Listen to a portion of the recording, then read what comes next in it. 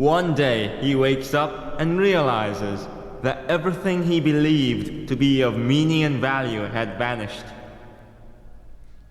He discovers that he had duped himself with shams and delusions which he had mistaken for realities, thus making his entire life a sham.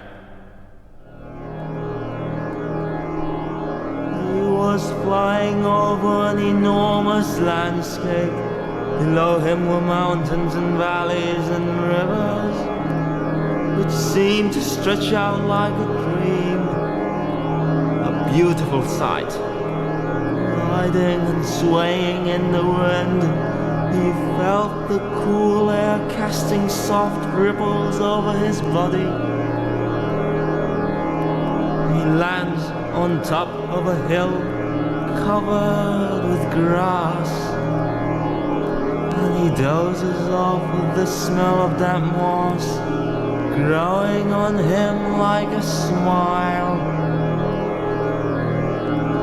He dreams he is a hunter in the days before history, carrying a long spear. He looks up into the sky. The birds suddenly turn into warriors, buzzing with the trumpets of war. They descend on him with a cry. So he runs off into the woods, calling together his tribe. They build shelters for protection, gathering more and more people to help them. The shelters turn into huge pyramids. Now he is king. Everywhere the people all sing. Praise your king. He's a very good king. Wherever he walks, the people shout hooray. The streets are covered with his portraits, showing him surrounded by great philosophers and politicians. All the poets and musicians write and compose hymns praising his kindness. For if they did otherwise, he would have their heads.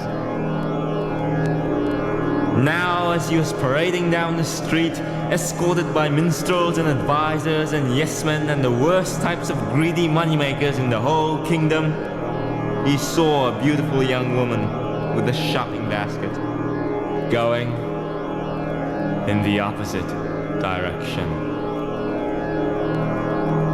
Struck by love, he suddenly froze as if his heart had stopped. Being a very naive young gentleman, he thought he could win her heart by following her home and singing songs praising her beauty from the top of his lungs at midnight.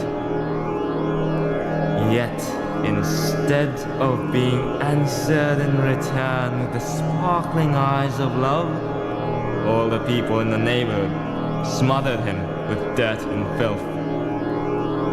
From all the windows, men were roaring for peace and quiet, with women chattering out complaints, for it seems he was completely off key. Bubbling with anger, he shouted, "Do you not realize I am the king?" Struck by awe, everyone began to sing. Praise your king. He's a very good king.